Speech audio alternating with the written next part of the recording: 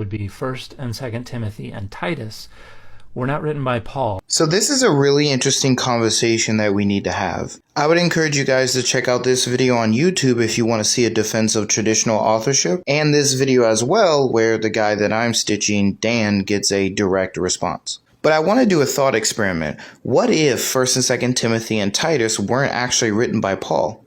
I would say that if they're lying about their authorship, then they should be rejected as scripture.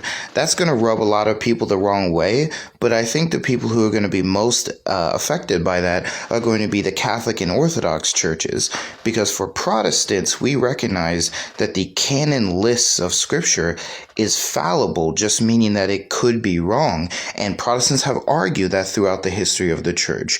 They've been wrong about the books that we should include in the canon or in the Bible, but Catholics and Orthodox see it differently, because for them, the canon of scripture is dogma and it's infallible.